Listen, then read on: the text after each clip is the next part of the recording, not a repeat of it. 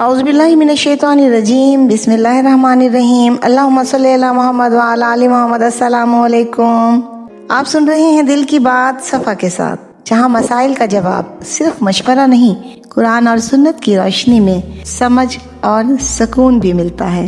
آج میں آپ سے ایک ایسے دشمن کے بارے میں بات کرنا چاہتی ہوں جو اکثر ہمارے گھر میں رہتا ہے، ہمارے ساتھ چلتا ہے، کھاتا ہے، پیتا ہے، ہماری زبان بولتا ہے، لیکن ہم اسے پہچان نہیں پاتے۔ وہ دشمن ہے تکبر اور غصہ، نفرت، دھوکہ۔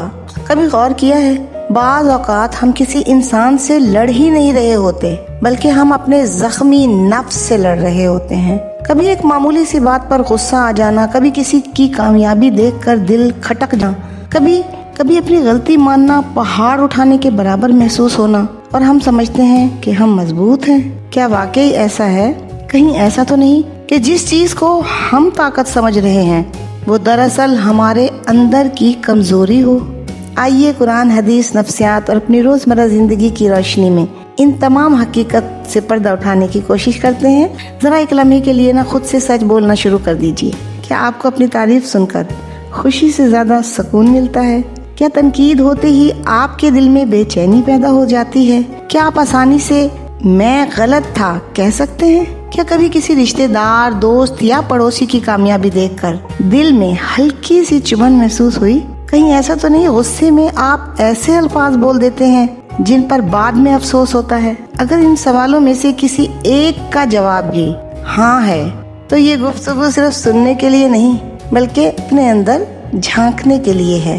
ہمارے معاشرے میں کتنے ہی رشتے صرف انا کی وجہ سے ٹوٹ جاتے ہیں۔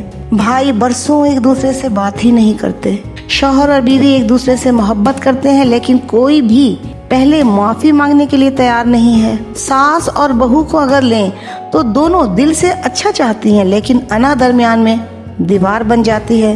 کبھی جائیداد کا مسئلہ، کبھی ایک جملہ، کبھی ایک غلط فہمی، اور یہ سب ہمیں ہماری پریشانیوں میں اضافہ کرتی رہتی ہیں۔ اور پھر کیا ہوتا ہے؟ سالوں کی دوریاں۔ حقیقت یہ ہے کہ اکثر جھگڑوں کی جڑ مسئلہ ہوتا ہی نہیں بلکہ انا ہوتی ہے۔ ہم حق کی تلاش نہیں کر رہے ہوتے، جیت چاہ رہے ہوتے ہیں۔ ایک دلچسپ حقیقت یہ بھی ہے کہ ہر متکبر انسان خود کو بڑا نہیں سمجھتا بلکہ غیر محفوظ سمجھتا ہے۔ وہ ڈرتا ہے کہ لوگ اسے کم نہ سمجھ لیں، اس لیے وہ کیا کرتا ہے؟ وہ اپنی کامیابیاں بار بار بیان کرتا ہے، غلطی ماننے سے گھبرا جاتا ہے، ہر بحث کو جیتنا چاہتا ہے اور دوسروں کی بات مکمل سن ہی نہیں پاتا۔ اس طرح غصہ بھی اصل مسئلہ نہیں ہوا کرتا۔ غصہ اکثر ایک پردہ ہوتا ہے، اس کے پیچھے چھپا ہوتا ہے خوف، مایوسی، دکھ، انا، ٹوٹی ہوئی ہماری توقعات۔ جب دنیا ہماری مرضی کے مطابق نہیں چلتی تو پھر غصہ آنے لگتا ہے۔ سوچئے، انسانی تاریخ کا پہلا گناہ کون سا تھا؟ تکبر۔ جب اللہ تعالیٰ نے حضرت آدم علیہ السلام کو سجدہ کرنے کا حکم دیا تو شیطان نے کہا میں اس سے بہتر ہوں۔ یہ صرف ایک جملہ تھا، اس ایک جملے نے اسے اللہ کی رحمت سے کوسوں دور کر دیا، ہمیشہ کے لیے دور کر دیا۔ اس نے چوری تو نہیں کی تھی، اس نے قتل نہیں کیا تھا، لیکن اس کی انا نے اس کو تباہ کر دیا۔ یہی وجہ ہے کہ علماء کہتے ہیں تکبر صرف ایک گناہ نہیں بلکہ بہت سے گناہوں کا دروازہ ہے۔ اگر ہم قرآن اور حدیث کی روشنی میں دیکھیں تو اللہ پاک فرماتے ہیں بے شک تکبر کرنے والوں کو اللہ پسند نہیں کرتا۔ ذرا اس آیت پر غور کیجئے۔ اگر پوری دنیا آپ کی تعریف کرے لیکن اللہ آپ کو پسند ہی نہ کرے تو کیا یہ کامیابی ہوئی؟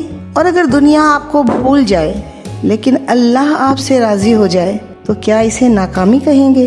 آپ صلی اللہ علیہ وآلہ وسلم نے فرمایا جس کے دل میں رائی کے دانے کے برابر بھی تکبر ہوگا وہ جنت میں داخل نہیں ہوگا۔ ایک صحابی نے عرض کیا یا رسول اللہ صلی اللہ علیہ وآلہ وسلم، اگر کسی کو اچھے کپڑے اور اچھے جوتے پسند ہوں؟ آپ صلی اللہ علیہ وآلہ وسلم نے فرمایا اللہ خوبصورت ہے اور خوبصورتی کو پسند فرماتے ہیں۔ تکبر یہ ہے کہ حق کو رد کر دیا جائے اور لوگوں کو حقیر سمجھا جائے۔ اور غصے کے بارے میں ایک شخص نے نصیحت مانگی تو آپ صلی اللہ علیہ وآلہ وسلم نے فرمایا غصہ نہ کرو۔ وہ بار بار پوچھتا رہا اور آپ صلی اللہ علیہ وآلہ وسلم یہی فرماتے رہے غصہ نہ کرو۔ خود کو بدلنے کے لیے ہمیں 5 عملی طریقے اختیار کرنے ہوں گے۔ پہلا قدم، روزانہ अपनी एक गलती को तलाश करें। दूसरा, गुस्से में फौरन जवाब मत दें। खामोशी अक्सर वो जंग जीत जाती है जो अल्फाज हार जाया करते हैं। तीसरा कदम, हर नेमत को अपनी काबिलियत नहीं अल्लाह की अता समझिए। चौथा, अपने दोस्त ऐसे रखिए जो आपको आपके मुंह पर सच बोल सके। पांचवा कदम, कभी कभी कब्रिस्तान जाया करें। वहाँ इंसान को याद आता है कि आखिरकार सब ने इस दुनिया से बहुत सी तकलीफें और आजमाइशों से गुजरकर मट्टी में लौट आना है। ना ओहदा साथ जाएगा, ना अना, ना बहस में जीत। शायद जिंदगी का सबसे बड़ा मार्का दूसरों से नहीं, अपने नफ्स से लड़ना है। शायद सबसे बड़ी ताकत गुस्सा करने में नहीं, गुस्सा पी जाने में है।